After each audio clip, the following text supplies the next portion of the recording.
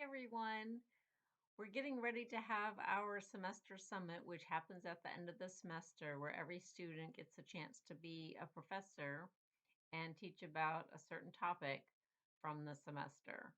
And so I'm just going to do a really quick mini lecture on one of the topic that's not been assigned to anyone else. And I want the students to grade me, to evaluate me using the rubric that that they've been assigned. And hint, I'm not going to make a video that's worthy of an A. So kind of what you're doing is looking for what parts of the rubric I didn't meet. And for those of you who are watching this video not for a class, um, I picked to talk about the Electoral College because that's something that everyone's talking about today. In fact, I've received at least two phone calls asking me about the Electoral College. So I just thought I'd make something really quick to explain what the Electoral College is. It also happens to be a political science topic. So my name's Elizabeth Fournier, and I teach political science at St. Augustine's University. And I'm going to give you a very brief introduction to what is the Electoral College. Um, the Electoral College is the way that the Constitution created as a selection device to choose who's going to be the president. So, in Article 2 of the Constitution, which is the same article that created the presidency, um, that's where the Electoral College is described. And in fact, almost half of Section 1 of the article is just spent describing this complicated system of selecting a president.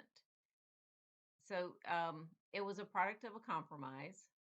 And so in 1787, when the Constitutional Convention happened, the idea of using a direct election was first proposed, but it failed to pass. And so the compromise, if you read the Constitution, you can tell that it's very similar to the way the compromise was to create Congress, that idea of representative democracy. So I'll just read to you the words from the Constitution that created the Electoral College. It says that each state shall appoint in such manner as the legislature therefore may direct a number of electors equal to the whole number of senators and representatives to which the state may be entitled in the Congress.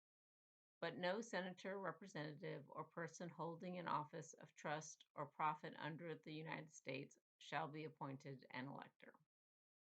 So that actually answers a couple of the questions that I received, because if you put that in modern language, the Electoral College is the combination of each state's slate of electors, plus the three that come from the District of Columbia. And those were added by the 23rd Amendment. So every state has the same number of electors as they have in their congressional delegation.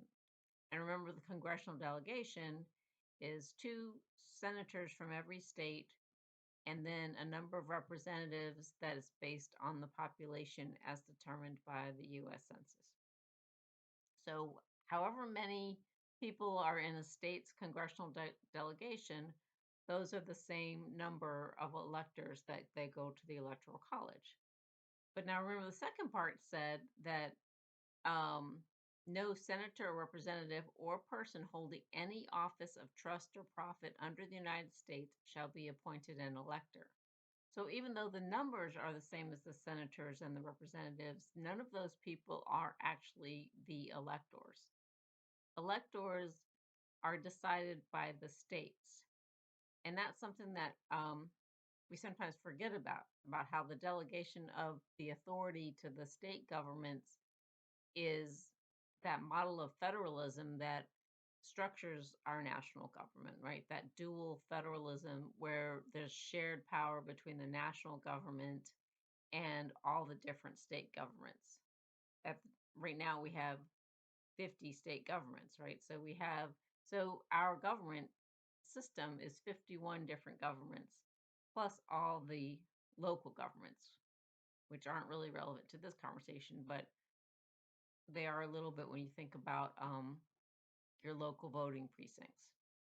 But not to get off topic too much, one thing that I think is important is that a lot of us forget how those two level of governments share their powers after we finish our high school civic classes.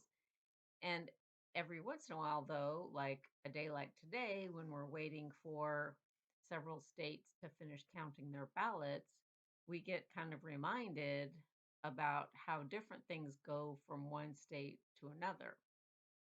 So, like, one example is to think about is if that you've lived in the same state for a long time, um, you it's easier to forget that the ballot that you're using might not be the same one that your sister who lives in another state is using. And because we're all voting for the presidency, so we're thinking, oh, well, we're all voting for the same office, so we all have the same options. But that's absolutely not the case. Um, every state has its own set of rules about how you get on the ballot for that state and how the ballot is distributed and how many days of early voting there's going to be, if there's even going to be early voting, whether or not there's a voter ID requirement. All those different rules about voting are all made by the states. And so, and that includes like the counting of the ballots. Like you'll know if you've been following that states have different rules about when the precincts could start counting their mail-in ballots or their early voting ballots, because early voting is basically the same rule as an absentee ballot. So if there's a state law that absentee ballots can't be counted until the day of the election, then that means every person who early voted isn't getting counted until the day of the election. So that's a lot of work. It's how on the bright side, it helps us to feel more trusting of the system, right? That the ballots aren't being tampered with because we know that they're all going to be together.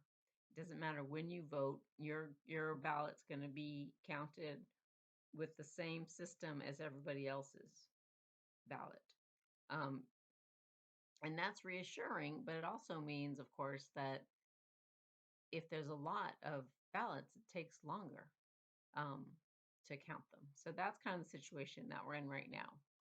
And I'm sorry, back to the Electoral College. Um, there, in addition to everything we're talking about um, today in the news, um, the Electoral College is just very controversial, and the flaws in that system were noticed almost immediately. So there were problems in the 1796 election and the 1800 election. So the 12th Amendment was passed in 1804 to try to correct those flaws. So that means that the Electoral College is governed by the Section 1 of Article 2 of the Constitution, the 12th Amendment, the 23rd Amendment, and then all the different 50 state laws. So most of the current controversies, though, seem to be centered around the winner take all rules, because most of the states have adopted a system where whichever candidate wins a plurality, not a majority, so a plurality of the votes for that state gets all the electoral votes for that state. And that's not a decision that's made nationally, that's a state by state decision. Two states, Maine and Nebraska, don't have their electoral votes go like that, but most of the states have chosen that winner takes all system.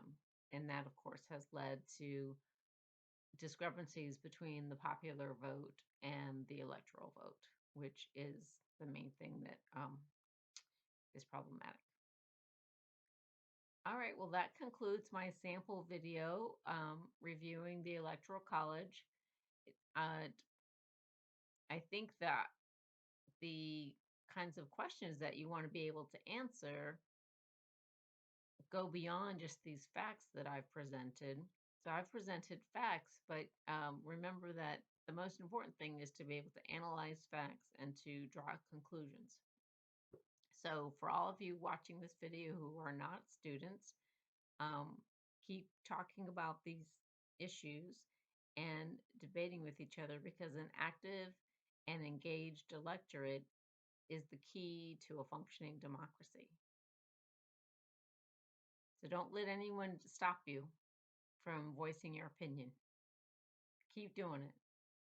Thanks for listening.